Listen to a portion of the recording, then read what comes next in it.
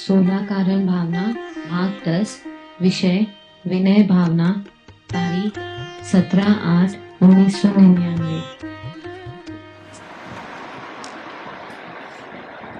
नमो अजंतानम नमो सत्तानम नमो आयर्याम नमो विभुचारा नमो वेद सर्वसाम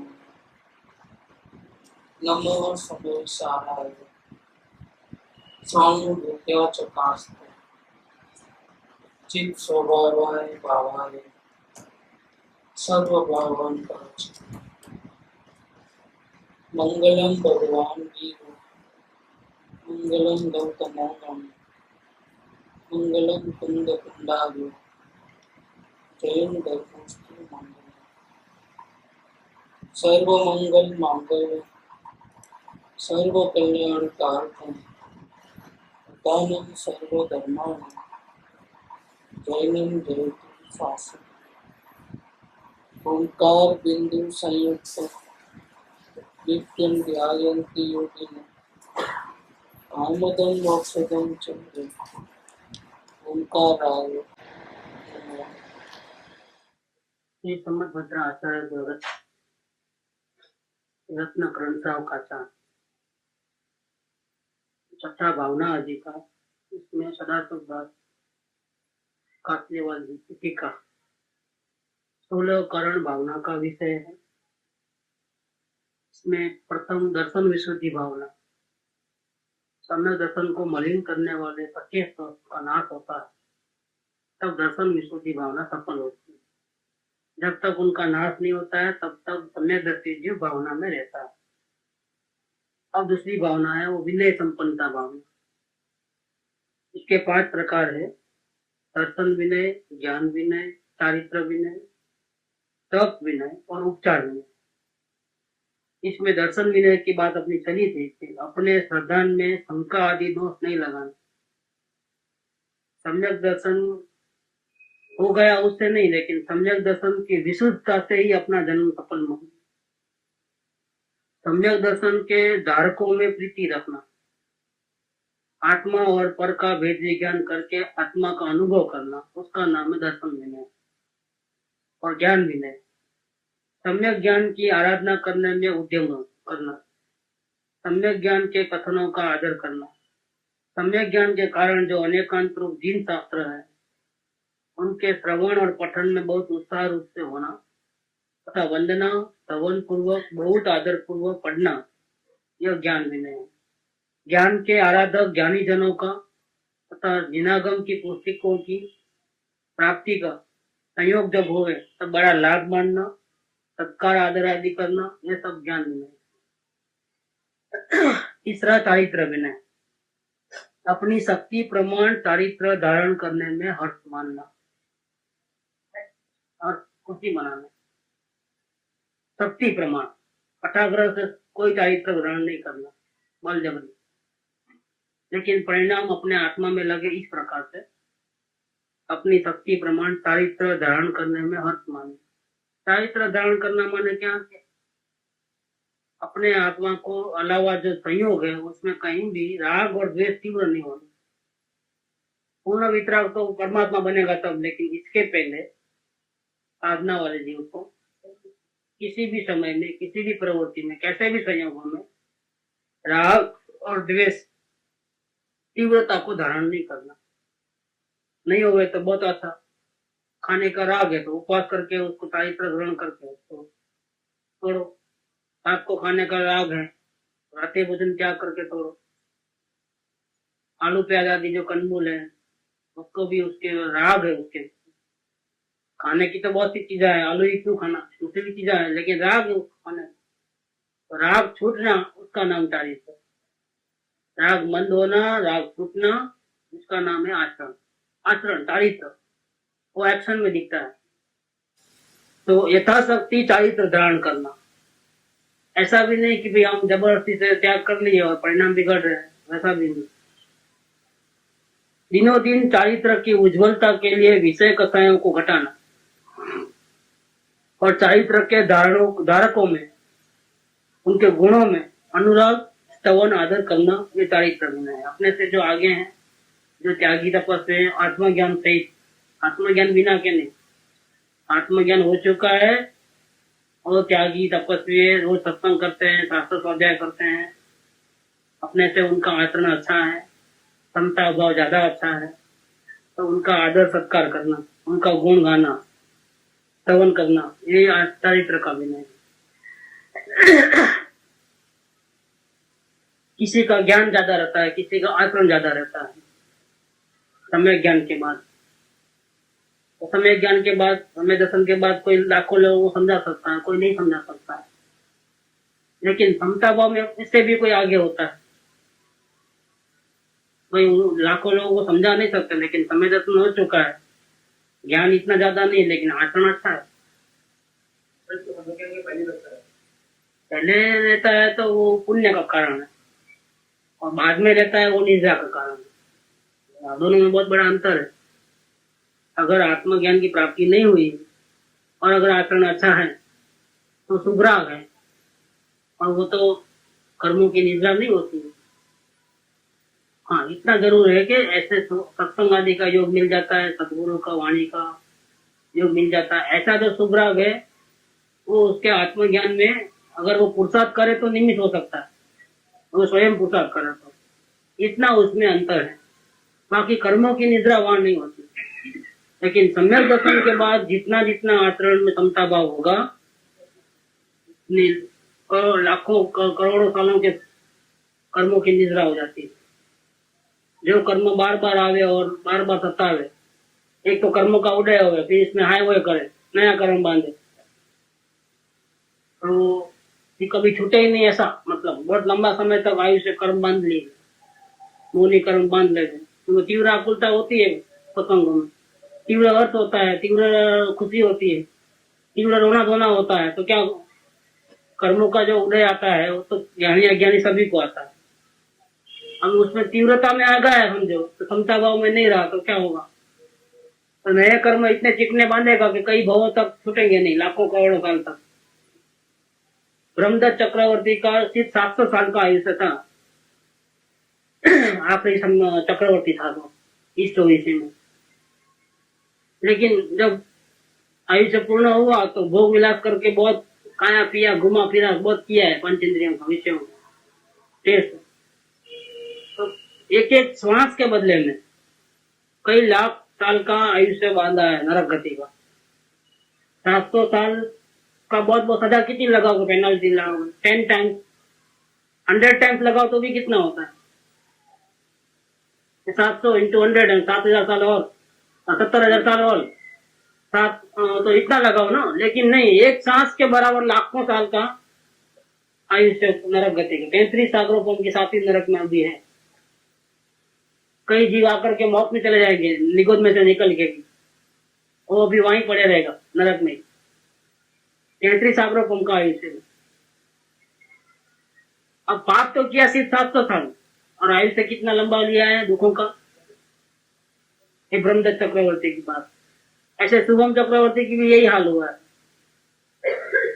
अपने 6 खंड थे, लेकिन वो 7वां खंड जीतने गया, वो अपने बस की बात नहीं थी, उसकी पुण्य की लिमिट थी, 6 खंड से ज्यादा नहीं मिलता। और 6 सभी जीतते हैं, मैं तो 7वां जीत के बताऊंगा, मेरे को इतनी ताकत है, इतना वो देव में जैसा करते हैं। जीतने गया तो क्या हुआ? वो गया डूबा समुद्र में और साथी नरक में गया। ये भी 33 सागरों की आयु। कहने का मतलब क्या है कि ऐसा नहीं है कि जितना पाप करेंगे उतनी सजा मिलेगी। आप जितनी तीव्रता से करोगे उतनी सजा मिलेगी। हाँ, वो तो क्योंकि वो अभी डेंजर पॉइंट में है। ज्ञानी पुरुष तो कभी चारित्र में गड़बड़ भी कर रहा है तो भी श्रद्धा मजबूत होने से आगे बढ़ भी जाएंगे। गाड़ी में पेट्रोल है, ड्राइवर अच्छा है, थकान लगी है तो 2-4 घंटा सो जाए, मान आगे नहीं बढ़े मुसाफिर, क्या आराम कर लेंगे। और 2-4 घंटे सोने के बदले 8 घंटा सो गया मानो, तो क्या होगा? देरी से पहुंचेगा। क्या देरी से पहुंचेगा? इतना ही ना, और तो कुछ नहीं ना, 4 घंटा देर होगा ना, इतना ही। लेकिन जिसके गाड़ी में ही पेट्रोल नहीं, ड्राइवर का पता नहीं, ड्राइवर मतलब आत्मा, वो क्या है वो भी पता नहीं है कि वो कहाँ पहुंचेगा। इसीलिए मुमुक्षु का वैराग्य ज्यादा होता है, उसकी कमजोरी ज्यादा है, तो उसका बाहर का आचरण ज्ञानी से भी अच्छा होता है। क्योंकि अगर वो उधर उधर गया तो फिर फंस ही जाएगा। ज्ञानी तो कहीं भी जाएंगे तो फंसेंगे नहीं, लेकिन मुमुक्षु अवस्था में अगर किधर उधर उधर पेपर पढ़ने रुक गया, किधर बातें करने रुक गया, उधर उधर मिलने जुलने गया तो गया ही काम खड्डे में, तो उसको अवलोकन रहेगा नहीं। ज्ञानी को तो अवलोकन रखना नहीं पड़ता है, वो तो ऑटोमेटिक रहता है। वेद ज्ञान भी रखना नहीं पड़ता है, ऑटोमेटिक हो जाता है, उनकी धारा चलती है, क्योंकि श्रद्धा का बल हो गया है। मुमुक्षु के पास तो बल नहीं है, इसलिए मुमुक्षु का आचरण ज्ञानी से भी अच्छा होता है, क्योंकि वो डेंजर पॉइंट में, उसको तो पाना है, जबकि इसने पा लिया है ज्ञानी, उसको तो रास्ता ही नहीं मिला है, जबकि इसको रास्ता मिल गया है। प्रमाद हो सकता है, तो छठे गुणस्थान तक तो प्रमादी है ज्ञानी को भी, सातवें से अप्रमद दशा चालू होती है। श्रावक भी है तो भी प्रमादी है, और मुनिराज है छठे गुणस्थान में तो भी प्रमादी है, तो सातवें में आते हैं तो अप्रमद। तो बात तो ऐसी है। तो चारित्र की विनय की बात यहाँ तक चली, दर्शन, ज्ञान और चारित्र, ये तीनों विनय की बात चली। ये 16 कारण भावना की दूसरी भावना है, विनय संपन्नता भावना। उस विनय के 5 प्रकार, इसमें 3 की बात चली, दर्शन, ज्ञान और चारित्र। अब आगे तप विनय, इच्छाओं को रोककर, क्योंकि फिर तो यथाशक्ति करना है। हमारी इच्छा हो रही है तो जान दो, कर लेंगे, खा लेंगे, पी लेंगे, ऐसा नहीं चलता है। आपने कहा ना यथाशक्ति करना, यथाशक्ति कहा, अभी आगे और भी कहते हैं ना, इच्छाओं को रोक करके। आप पहले बोल रहे था, हम तो ये समझे थे कि यथाशक्ति कर, आगे आया तब विनय। तब विनय में ये बात नहीं है कि यथाशक्ति, तब विनय में ये बात है क्या बात है, इच्छाओं को रोक कर। नहीं तो फिर इच्छाओं का अंत ही नहीं है, फिर ऐसे ही आप हर वक्त हारते जाओगे, यथाशक्ति यथाशक्ति, हर बार हार मना मानते जाओगे तो आत्मा तो बलवान है, और आप हमेशा झुकते जाओगे तो फिर कब तक होगा, ऐसा नहीं चलता है। नहीं तो फिर विकल्प मेरे को बहुत आते हैं, विकल्प क्यों आते हैं, लगाओ क्यों है इतना, इच्छाओं को रोको। अब उसको बल लगाना पड़ेगा, ऐसा नहीं चलेगा कुछ, नहीं तो आप हमेशा हारते रहोगे, आपकी कभी जीत ही नहीं होगी। तो चारित्र में अपनी इच्छा अनुसार है यथाशक्ति, और तप में क्या है, तप उससे भी आगे वाला है मामला, दर्शन, ज्ञान, चारित्र और तप। बड़ी थोड़ी तकलीफ हो जाए, भले विकल्प आए, थोड़ी तकलीफ हो तो भले हो गए, लेकिन सरेंडर नहीं होना है। अपने ज्ञान की परीक्षा देखो, कसौटी करो, हम कितना रह सकते हैं, इसका नाम है तप। इच्छाओं को रोककर प्राप्त हुए विषयों में संतोष करके, जो मिला बस ठीक है, और ज्यादा कुछ नहीं चाहिए, ज्यादा इच्छा बढ़ाने का नहीं। ध्यान स्वाध्याय में उद्यमी होकर के, हो सके तो सबसे पहले ध्यान करना, अगर वो ध्यान नहीं हो सकता है, इतनी अभी स्थिरता नहीं आती है, तो शास्त्र स्वाध्याय करना। स्वाध्याय का मतलब 2 प्रकार का होता है, एक तो अपना अवलोकन करना, स्वयं का अवलोकन ज्ञान से, अपने परिणाम कहाँ जाते हैं, वो निश्चय स्वाध्याय है। और अपने को पता नहीं चलता है तो शास्त्रों का आधार ले, क्योंकि शास्त्र में कई प्रकार की गलतियों का विवरण आता है, ये सही है, गलत है, ऐसा करके शास्त्र स्वाध्याय का आधार लेना। जो बाहर से, वो व्यवहार स्वाध्याय है। निश्चय स्वाध्याय है अवलोकन करना। तो सबसे बढ़िया है तो ध्यान है, आत्मा का ध्यान, आत्मा में लीनता, वेद ज्ञान करना। वो नहीं होता है तो नेक्स्ट में अवलोकन, वो निश्चय स्वाध्याय। वो भी नहीं होता है तो फिर व्यवहार स्वाध्याय, मतलब शास्त्रों का अध्ययन या सत्संग आदि जो भी। इसमें उद्यमी होकर, क्योंकि इच्छाओं को रोक करके इधर आना, टाइम बच गया, प्रवृत्ति कम हो गई, यहाँ आना। काम को जीतने के लिए, काम मतलब पंचेंद्रियों की लालसाएं होती है, खाऊं पीऊं ऐसा, ये सब काम है। काम माने इच्छा, काम भोग। एक तो इच्छा होती है, फिर जो पदार्थ मिलते हैं तो उसको भोगने में लगता है, तो बोलते हैं काम भोग। तो काम को जीतने के लिए मतलब इच्छाओं को जीतने के लिए, कौन सी काम माने सिर्फ ब्रह्मचर्य वाली इच्छा नहीं, लेकिन पंचेंद्रिय सभी प्रकार की जो इंद्रियों की जो इच्छा रहती है वो सभी को जीतना। उनको जीतने के लिए तथा इंद्रियों के विषयों में प्रवृत्ति रोकने के लिए, देखना बंद हो जाए, कान सुनना बंद हो जाए, ऐसी जो बाह्य प्रवृत्ति चल रही है उसको रोकने के लिए अनशन आदि तप में उद्यम करना तप विनय है। अनशन आदि से तब ले, अनशन ऊंचा पोजिशन ले लिया। अनशन माने क्या? द एंड, ये टॉप लेवल। इसके नीचे और भी बहुत है ना, उपवास आदि है, अठाई है, मास खमण है, वर्ती तप है, ऐसा ये सब तपस्या में आता है। उसका हेतु ये है कि लोग हमको डिस्टर्ब न करें और हम अपने ध्यान स्वाध्याय में ज्यादा टाइम मिले हमारे, इसका हेतु ये है। और ध्यान स्वाध्याय तो करे नहीं और तपस्या लेके बैठ जाए तो वो बराबर नहीं, वो तो व्यवहार तपस्या भी नहीं है। उससे कर्मों की निद्रा नहीं होती है, उससे कर्मों का तीव्र बंधन होता है, तीव्र बंधन होता है। मतलब इसको तो फिर ऐसा है कि तीर्थंकर उतर के आएंगे तो भी समझ में नहीं आने वाला है बात, ऐसा दर्शन में बांध लेता है। हम लोग कभी भी छूटेगा नहीं, ऐसा ऐसा चिकना कर्म बांध लेता है। कैसे कि ध्यान स्वाध्याय तो करे नहीं, आत्मा का ध्यान और आत्मा का अवलोकन वो तो करे नहीं, आत्मलक्षी स्वाध्याय सत्संग वगैरह कुछ करे नहीं, शास्त्र स्वाध्याय करे नहीं, और बाहर से अकेला उपवास त्याग पचतान सब कर ले, उसके इतने कर्म बनते हैं जिसका कोई हिसाब नहीं, इतना कर्म बनता है। इसके थोड़ा थोड़ी सागरों का दर्शन का बंधन करता है, क्योंकि वो उल्टा जा रहा है। इसका कारण क्या? इतना एक तो धर्म करे, इतना तो हम हैरान हो जाए, खाए नहीं पिए नहीं, इतना दुखी हो गए, और फिर ज्यादा कर्म क्यों बनते हैं? इसका कारण क्या? कारण तो होना चाहिए ना कुछ। क्या हम फुकट में कर रहे हैं सब? हम कर्मों की निद्रा के लिए कर रहे हैं और आप बोलते हो तो तीव्र बंधन होता है।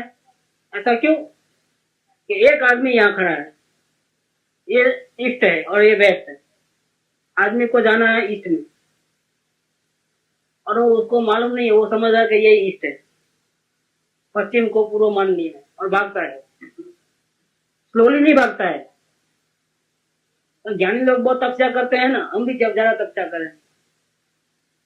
क्या उत्सव देवों ने वर्ती तप किया तो मोक्ष में गए ना, महावीर स्वामी ने 12.5 साल तक तपस्या की तो मोक्ष में गए ना।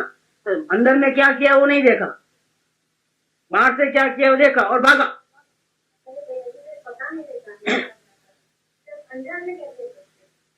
भूतकाल को तो चौकड़ी लगा देना। भूतकाल में सभी जीवों ने बहुत पाप किया है, अभी वर्तमान से क्या करना वो बात, भूतकाल की बात करो। और दूसरे क्या करते हैं, दूसरों की बात दूसरे जान, उनको छूटना होगा तो खुद ही आएंगे। अपने को किसी को बोलना नहीं है कि आप गलत कर रहे हो, ये तो एक जानकारी का विषय है कि गलत क्या सही क्या। किसी को बोलना नहीं कि आप झूठे हो, आपको तो आत्मज्ञान नहीं है, आप तो नरक निगम में जाने वाला, 2-4 थप्पड़ खा के आओगे क्या? और दूसरा इनका गुरु कौन है, उनको जूते मारो पहले, ऐसा बोलेंगे। ऐसा नहीं करने का, दूसरा दूसरा जाने, अपना अपना करना है। सही क्या झूठ क्या, हम भाग्यशाली है, हमको सुनने को मिल रहा है, सही लाइन मिल रही है, तो अपना अपना काम करो, कहीं भी वेस्ट करने का नहीं है टाइम। दुनिया तो सब बोलेगी, गालियां भी देगी, सब करेगी, अपने को नहीं देखना है किसी के सामने। बात ये समझना है कि वो उसको इतनी तपस्या करता है, फिर ज्यादा कर्म क्यों बंधे? क्योंकि उसने पूर्व में जाना था, लेकिन गलती से पश्चिम को पूर्व मान लिया और ज्ञानी के बाह्य आचरण को देख करके कॉपी किया और भागा जोर से। तो जोर से भागेगा उल्टा तो कितना नजीक पहुंचेगा कि दूर जाएगा? वो छूटेगा कि बंधेगा? बस यही कारण कि इसकी दिशा उल्टी है, वरराजा नहीं है और जान बुला लिया है, तो ये सब गलती हो रही है। और वही तपस्या अगर ज्ञानी करे, बोले मांस कमर नहीं करे, उपवास करे, थे लाखों सालों की कर्मों की निद्रा हो जाती है। धानक में लिखा है, मोन्ना मार्की की धानक है, उसमें लिखा है एक उपवास करो तो इतना कर्मों की निद्रा होती है, एक नमस्कार मंत्र का जाप करो तो इतना होता है। बिल्कुल सही बात है, कोई गलत बात नहीं है, शास्त्रों की बात लिखी हुई है जिन शास्त्रों में। लेकिन किसके? अज्ञानी के ज्ञानी के? वो नहीं लिखा, जानबूझ करके नहीं लिखा। तो वो लिखे तो पोल खुल जाए, पहले आत्मज्ञान करना पड़े फिर कहने। वो नहीं लिखना, क्यों? वो लिखेंगे तो फिर कोई ज्ञानी है ही नहीं, कोई न साधु है न श्रावक है, न कोई है, पता ही नहीं है किसी को, ये तो कोई मतलब नहीं है। बिल्कुल बात सही लिखी है, लेकिन ज्ञानी की, अज्ञानी के नहीं।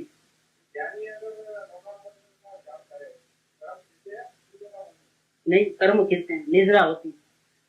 ज्ञानी कुछ भी खाए पिए तो भी निद्रा होती है। ज्ञानी अगर खाना खाए ना तो भी निद्रा होती है, वो टीवी देखे ना तो भी निद्रा होती है।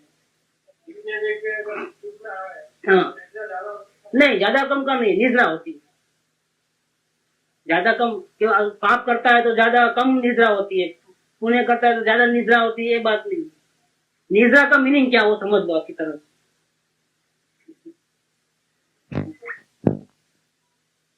निद्रा का मीनिंग क्या कि भूतकाल में जो भी कर्म बांधे हैं, चाहे अच्छे बांधे हो चाहे बुरे बांधे हो, इसका तो बंधन हो गया है। अब बारी बारी से इसका उदय आता है। उदय में दो प्रकार के उदय होते हैं। अगर अच्छे कर्म किए तो अच्छा उदय आएगा, अनुकूल। अगर बुरे कर्म किए हैं तो पाप का प्रतिकूल उदय आएगा। तो उसमें तो कुछ हेरा फेरी कोई नहीं कर सकता, क्योंकि वो तो भूतकाल में किया तो कर्जा चुकाना। ठीक है, तो मंदिर में जाना पड़ता है और भगवान का दर्शन हुआ, समझो कि हमारा क्या हुआ है कि भूतकाल में अच्छे कर्म किए थे, अनुकूल वातावरण खड़ा हुआ।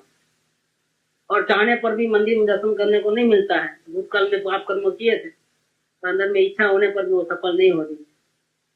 वो तो भूतकाल का है जो भी है। और इसी ऐसे जब परिस्थिति होती है दोनों प्रकार की, तब हमारा वर्तमान में पुरुषार्थ कैसा है। अगर वर्तमान में पुरुषार्थ समता भाव का है और वेद ज्ञान सहित है तो बहुत कर्मों की निद्रा होती है। निद्रा का मतलब क्या कि नए कर्म बनते नहीं है। निद्रा का मतलब ये नहीं कि अकेले पूरे पुराने खत्म हो जाए। पुराने तो सभी के खत्म हो रहे हैं, ज्ञानी के भी अज्ञानी के भी, क्योंकि वो तो 1 बाय 1 टन बाय टन आते हैं, तो वो तो स्टॉक कम होता ही है। क्या वो स्टॉक कम होता है, लेकिन फिर अज्ञानी को निद्रा नहीं होती और ज्ञानी को निद्रा होती है। क्या कारण है कि अज्ञानी क्या करता है, वर्तमान में उल्टा पुरुषार्थ करके वापिस नया बांध लेता है। समझा, वो स्टॉक कम हुआ लेकिन जितना कम हुआ उससे ज्यादा तो बांध लिया वापिस। और ज्ञानी ने क्या किया, ज्ञानी जितने समता भाव में रहे निद्रा हो, वो खाए तो भी निद्रा, घूमे फिरे तो भी निद्रा। निद्रा का मीनिंग क्या, निद्रा माने पुराना स्टॉक कम होना ऐसा नहीं, पुराना स्टॉक सभी का कम हो रहा है, क्योंकि टाइम जाता है तो एक के बाद एक प्रतिकूल अनुकूल स्थिति तो आने वाली है। तो क्या के वास्ते है कि भूतकाल में अच्छे बुरे भाव किए, उसके कारण आप ध्यान में रहोगे तो भी ऐसा होने वाला है, ध्यान में नहीं रहोगे उपयोग बाहर रखोगे तो भी ऐसा होने वाला है, अच्छे भाव करोगे तो भी ऐसा होने वाला है, बुरे भाव करोगे तो भी ऐसा ही होने वाला है। वो तो 1 बाय 1 जो आ रहा है स्टॉक कम होने वाला है, वो होने वाला है। क्या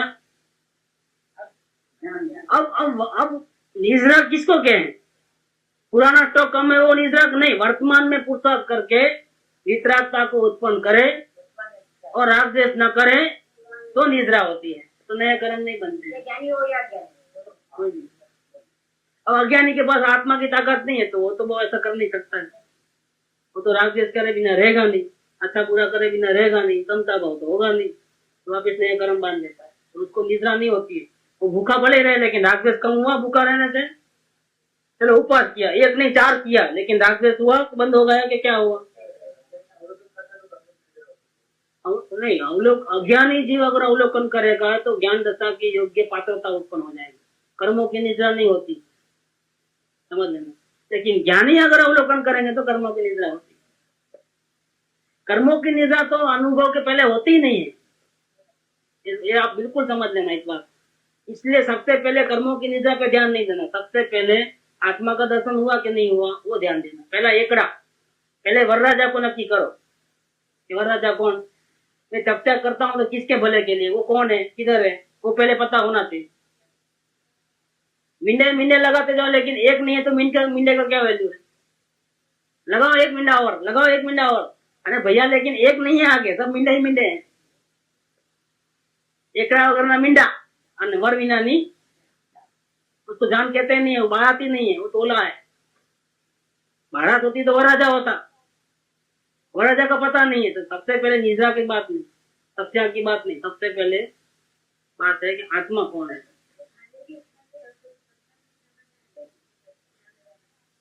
करने धरने वाली बात तो यहाँ लाओ ही मत, खाओ नहीं खाओ, करो नहीं करो, वो तो बात कहाँ है।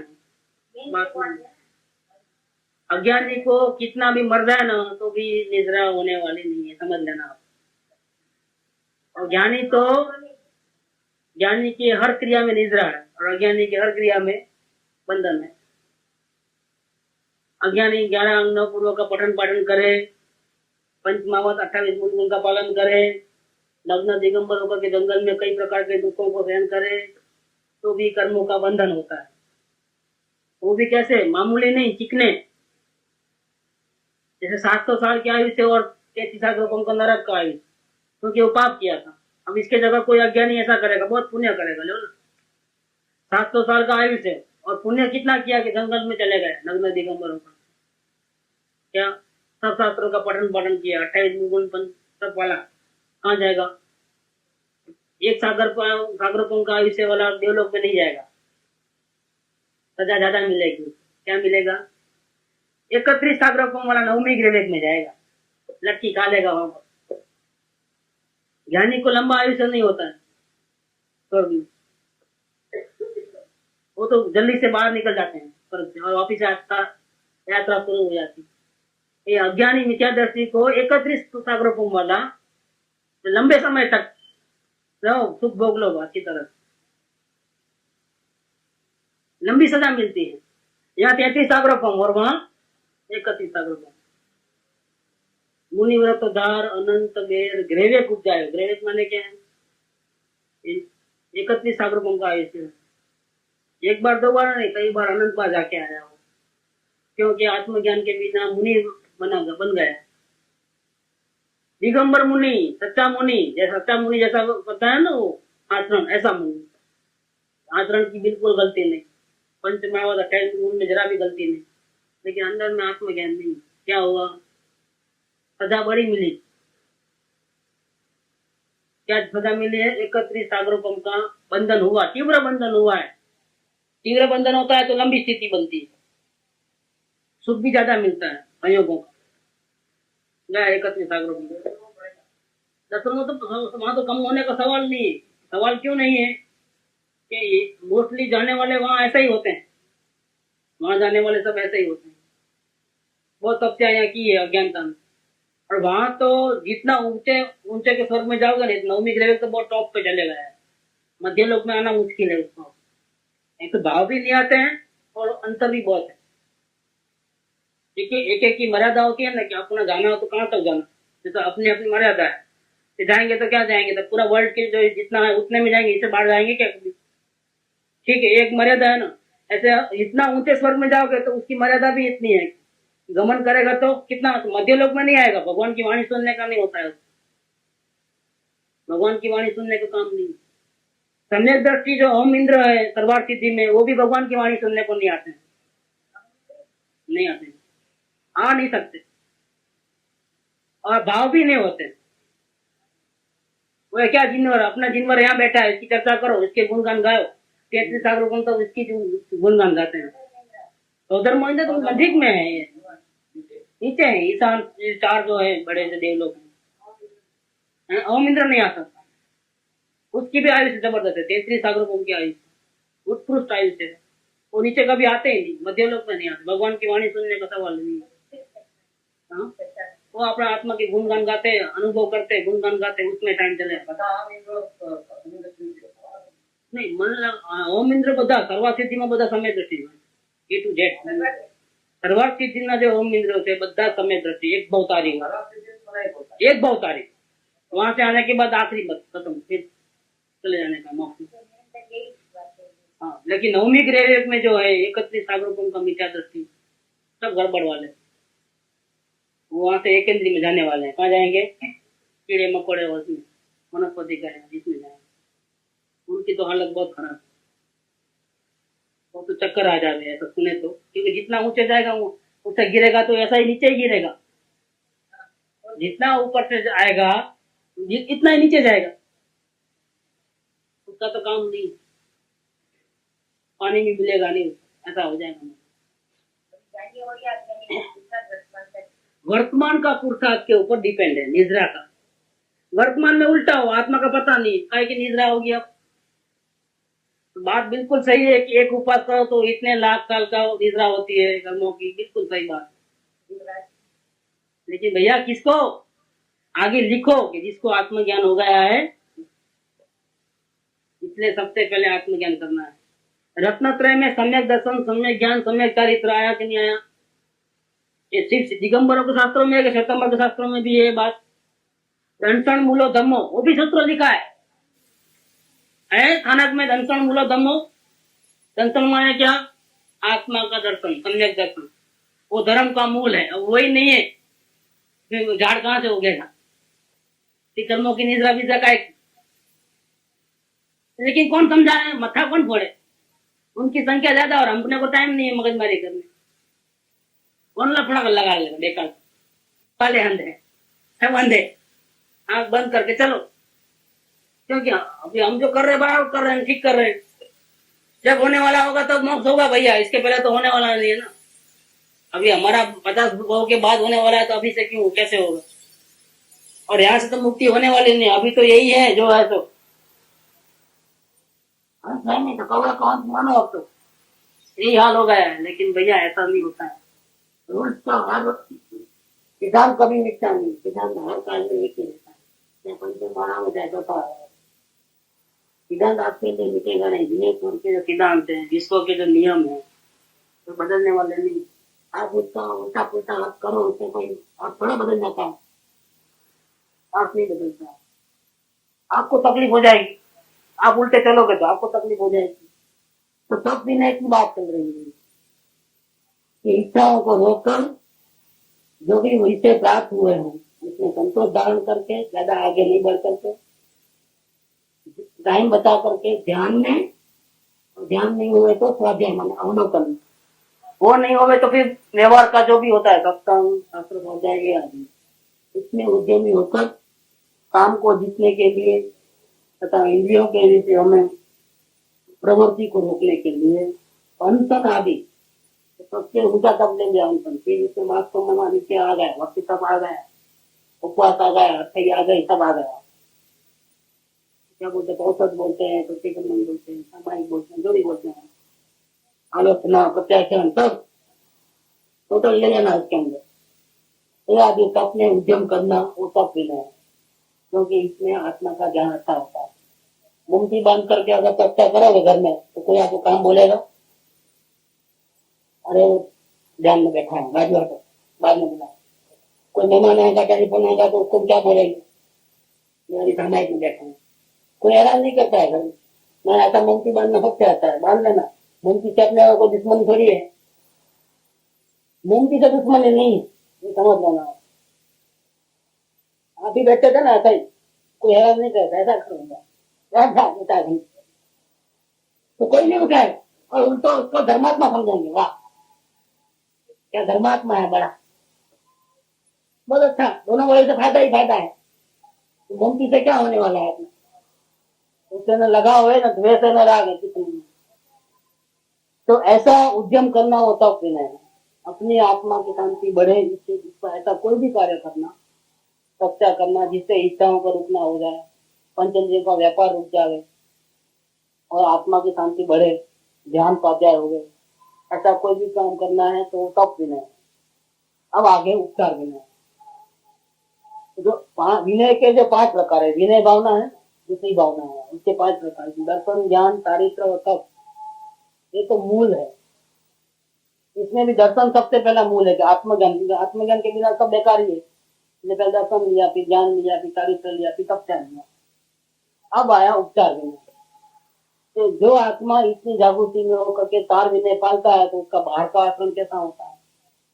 जो वास्तव में सच्चा विनय नहीं है, सच्चा विनय तो अपने आत्मा में लगे रहना, वो सच्चा विनय है, इसको ही देखते रहना।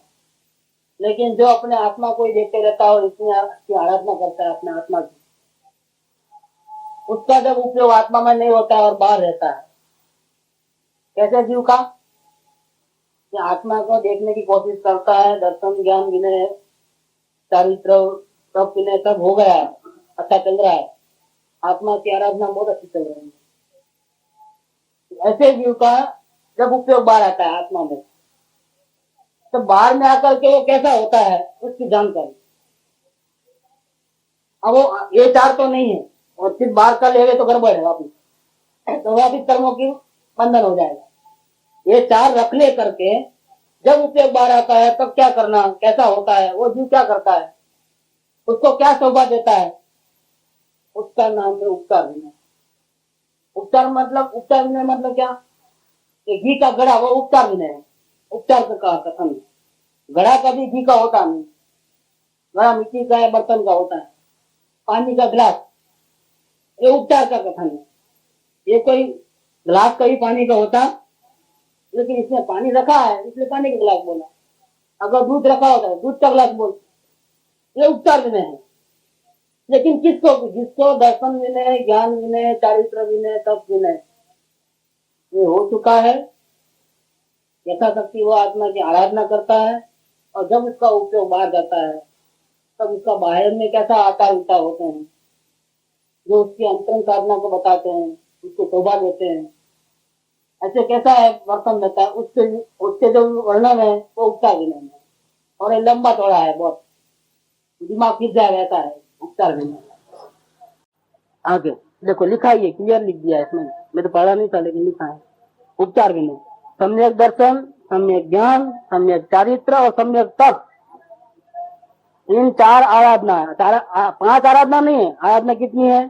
फिर वो 5वां उपचार क्यों डाल दिया कि जो ऐसी 4 आराधना करता है उसका बाह्य आचरण कैसा होता है, ऐसा करके उसको 5वें को मिला दिया उपचार विनय।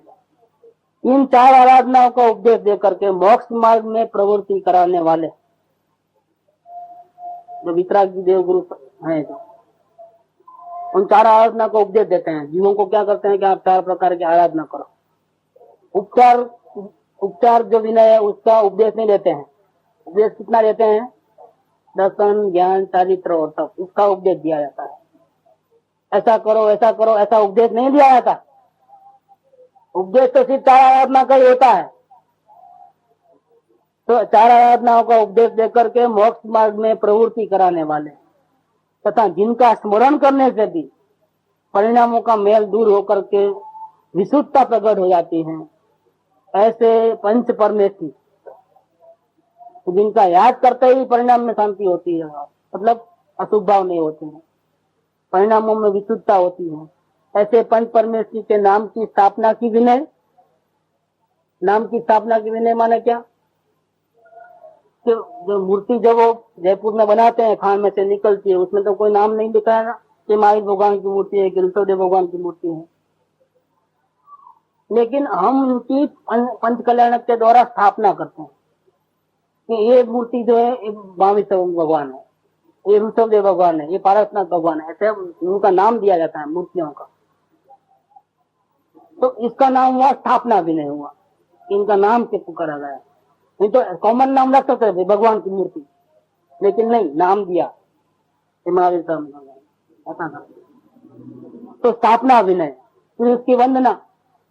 महावीर स्वामी उनको कहा तो महावीर स्वामी समझ करके उसकी वंदना करना। इनके पिताजी का नाम क्या है? सिद्धार्थ राजा, त्रिशला रानी, ऐसा कहना पड़ेगा क्या कि उनका नाम क्या रख दिया हमने? महावीर स्वामी। ऐसा तो स्थापना विनय, नाम की स्थापना, फिर बाद में उनका विनय, उनकी वंदना, उनका स्तवन करना। तभी महावीर स्वामी की मूर्ति रहती है तो फिर हम ऋषभदेव भगवान का स्तवन नहीं कर सकते उनको देखते हुए। फिर तो महावीर स्वामी भगवान का स्तवन करना कि सामने कौन विराजमान है, तो ये है। इनकी आज्ञा लेकर के हम फिर चाहे भगवान सभी का अभिनय करें, ऐसा स्तवन करना, ये उपचार विनय है। और उपचार विनय के अन्य भी बहुत भेद है, उसमें से कुछ भेद यहाँ गिनाए हैं, कुछ भेद तो यहाँ लिखा है। इसमें सबसे पहला विनय है लोक विनय। वो दुनियादारी में रहते हैं ना हम लोग, संसार में, हमारा भी कोई जाति, हमारी कोई समाज, सगे संबंधी, परिवार, ये सब है ना, दुनिया, अड़ोस पड़ोस, ये सब होते हैं ना, इनका विनय करना। धर्म में ये बात कहाँ से आई? धर्म में ये बात नहीं, धर्म में सिर्फ 4 आराधना है। लेकिन 4 आराधना का पालन करने वाला बाहर में कैसा रहता है, उसका वर्ताव कैसा होता है, चर्चा उसकी चल रही है। ये भी समझना जरूरी है कि इसमें हमारी बहुत सी गलतियां होती है अनजाने में। वो गलतियां नहीं होनी चाहिए। तो ये सब उपचार विनय में डाल दिया। उपचार विनय के बहुत भेद है, लेकिन कुछ कुछ भेद यहाँ पर इन्होंने डिटेल से बताए हैं। इसमें सबसे पहला विनय है वो लोक विनय है। अभिमान को छोड़कर, आप तो सब मिथ्या दृष्टि, अज्ञानी, आपको तो कुछ पता नहीं है क्या, इसलिए उनको नीचे देखना हमेशा, हम अपन ऊंचे, क्योंकि हम सत्ता धर्म करते हैं ना, तभी हम कैसे हो गए, महान हो गए। बाकी सब हमारे आजू बाजू सब कैसे हो गए, कीड़े मकोड़े जैसे हो गए। नहीं, ऐसा नहीं देखना है, ऐसा नहीं है। वो भी आत्मा है, वो भी, उसके अंदर भी परमात्मा विराजमान है। और वो अपने आत्मा को नहीं देख करके आपका थोड़ा बुरा करता है, वो किसका बुरा करता है। फिर आप क्या दुखी होते हो बेकार, फिर उससे द्वेष क्यों करते हो। उसको, वो स्वतंत्र है, आप स्वतंत्र हो, आप जैसे चलना है आप चलो, उसको जैसे चलना है वो चले। आप क्यों दुखी होते हो बेकार, आप क्यों बेकार का कर्म बांध लेते हो। तो आपको सच्चा धर्म मिला है तो बेकार का ऐसा कर्म बांधने को कौन बोला, आपको किसने सिखाया। इसलिए बात, अभिमान को छोड़ दो आप सच्चे मार्ग पर चल रहे हो। ये अभिमान नुकसान करने का कारण, बिना वजह प्रॉब्लम खड़े कर दोगे आप अभिमान करके। अभिमान को छोड़कर आत्मदों का जिसको अत्यंत अभाव हो गया है, दर्शन विशुद्धि को रोकने वाले जो थे 8 प्रकार के मत, जाति मत, कुल मत, ज्ञान मत, विद्या मत है ना, ये जो ये सबका खत्म हो गया, चूरा चूरा हो गया है। कठोरता छूट गई है, परिणाम में कोमलता आ गई। वो गाली देता है तो 10 गाली देगा तो 1 गाली हम भी देंगे, नहीं हम 1 भी गाली नहीं देंगे, मारेगा तो भी नहीं देंगे, इतने कोमल हो गए। ये फूल कोमल होते हैं ना, पत्थर कठोर कड़क होते हैं, कठोर होते हैं। पत्थर को मारो तो किसको लगता है, पत्थर को अगर हम झापट मारे तो किसको लगेगा, और फूल को मारो तो मर भी जाएगा, समझे, मुर्दा भी जाएगा, टूट भी जाएगा, लेकिन अपने को नहीं लगेगा, लगेगा। ज्ञानी पुरुष तो ऐसे होते हैं, ज्ञानी पुरुष फूल जैसे होते हैं, उनका हृदय कोमल होता है, उनका कोई विरोधी नहीं है दुनिया के अंदर। ज्ञानी पुरुष का इस दुनिया में कोई शत्रु नहीं है, इसलिए उन्होंने हमेशा कोमल रहते हैं। नहीं चाहते ही नहीं, अभिप्राय तो पहले छूट गया है, अभी वर्तन की बात चल रही है। अभिप्राय तो पहले आत्मा का अनुभव होता ही गया है, लेकिन अभिप्राय जाने के बाद भी आचरण में बहुत सी गलतियां होती थी। 8 प्रकार के मद, शंका, कुशंका आदि दोष, ये सब, ये 25 प्रकार के दोष जो थे, उन सबको हटा दिया है पुरुषार्थ करके, तो सम्यक दर्शन निर्मल हो गया है। ठीक, अब आगे और दूसरी भावना को भी सिद्ध करता है। ये सब बात चलती है टोटल दर्शन विशुद्धि आदि जो भी, ये आचरण की बात चलती है, अभिप्राय की बात नहीं चल रही है। अभिप्राय तो पहले ही कह दिया है कि ये सब 16 कारण भावना किसको होती है, ज्ञानी को ही होती है, अज्ञानी को होती ही नहीं। ये तो पहले ही बात की जा रही है। तो चर्चा जो है ज्ञान दशा के बाद कैसा होना चाहिए इसकी बात है, अज्ञानी को कैसा होना चाहिए वो बात नहीं चल रही है। अज्ञानी को कोई नियम भी हम लागू नहीं है, ये समझ लेना आप। अगर कोई भी अज्ञानी आत्मज्ञान के पहले ये पूछे कि हमको क्या करना भैया शांति के लिए, तो क्या बोलना उसको, अपने परिणाम का अवलोकन करो और कुछ नहीं करना। आप ऐसा वर्ताव करो नहीं, वैसा वर्ताव करो नहीं, शास्त्र पे हाथ मत डालो, शास्त्रों को नीचे मत रखो, नहीं तो कोई नियम नहीं है क्या, उसको कोई नियम नहीं, जैसा आए ऐसा रहे नेचुरल, लेकिन अपने परिणामों का अवलोकन करें। उसको गुस्सा कर बंद करके आओ ऐसा भी नहीं बोलना, चोरी करना छोड़ो बाद में आना ऐसा भी नहीं बोलना, झूठ मत बोलो ऐसा भी नहीं बोलना, रात को खाना बंद करो तो ही आना, नहीं तो नहीं, ऐसा नहीं बोल सकते। नहीं तुम मुसलमान में वो उसमें मत जाओ मस्जिद में तो ही आना, नहीं तो नहीं आना, तुम गुरुद्वारा में नहीं जाना तो ही आना, नहीं बोल सकते। उसको एक ही दवा है, क्या दवा है, लाखों दवा की एक ही दवा, करोड़ों की एक ही दवा, क्या दवा है, अवलोकन करो, अपने परिणाम का अवलोकन करो। अगर तुमको शांति चाहिए तो अपने परिणाम का अवलोकन करो, उसको कुछ नहीं बोलते। ये जो बात चल रही है किसको चल रही है, जिसने कुछ पाया है, तो वो अभी आचरण में अशुद्धि रहे, आचरण में शुद्धि लाने की बात। दर्शन मोह को जिसने जीत लिया है, अब चारित्र मोह को जितने निकला है क्या, उसकी बात चल रही है। तो ये विनय संपन्नता किसकी बात है? अभिमान को छोड़ करके लोक विनय है। 8 मदों का जिसको अत्यंत अभाव हो गया है, कठोरता छूट करके जिसको कोमलता प्रकट हो गई है, उसको नम्रपना प्रकट होता है। वो झुक के बात करता है। झुकने से उसका ज्ञान मिट जाएगा, कम हो जाएगा। गाली दे के बात क्यों करते हो? और क्या मिलता है गाली दे के बात करने? झूठली बात क्यों करते हो? शांति से बात नहीं कर सकते, वही बात। ऐसा है कि झूठली बात करोगे तो वो मान लेगा, और शांति से बात करोगे तो वो सर पे चढ़ जाएगा। ऐसा है तो अभिप्राय झूठा है। अगर ऐसा है तो अभिप्राय झूठा है। क्यों? तो अगर वो अपनी बात मानता है तो हमारा पुण्य का उदय है तो ही मानता है, बाकी तो आप कितना भी कर लो नहीं मानेगा। क्या आप लटकी खा लो नहीं मानेगा? चाहे उसके सामने अनशन करो ना, नहीं मानेगा वो, क्योंकि आपका पाप का उदय चल रहा है, आपकी इच्छा सफल होने वाली नहीं है। तो जब आपकी इच्छा सफल नहीं होने वाली है, वो सब पुण्य और पाप के ऊपर आधारित है, तो भैया इतना कठोरता क्यों? परिणाम शांति से बात करो ना। ऊंचे आवाज में क्यों बात करते हो? ड्यूटली क्यों बात करते हो? क्या झुक के बात करो ना, कोई आपका कम नहीं हो जाएगा कुछ भी। क्या आपका ज्ञान नहीं मिट जाएगा? और जो कुछ बाहर में असुविधा होने वाली हो तो पाप के उदय से होने वाली।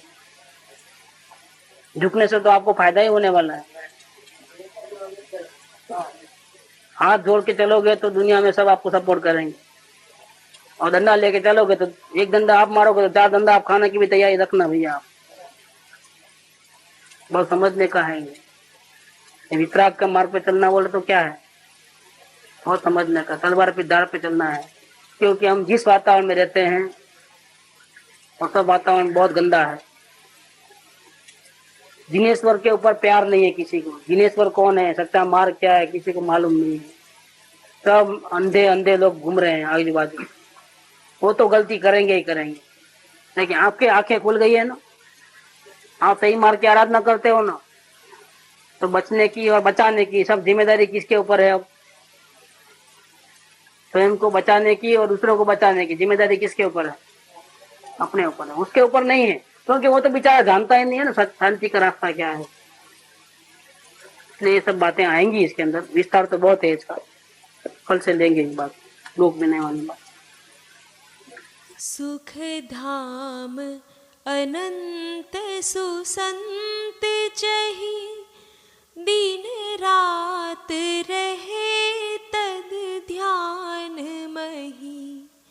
प्रशांति अनंत सुधामय जे, प्रणमो पद तेवर तेजयते। प्रणमो पद तेवर तेजयते। प्रणमो पद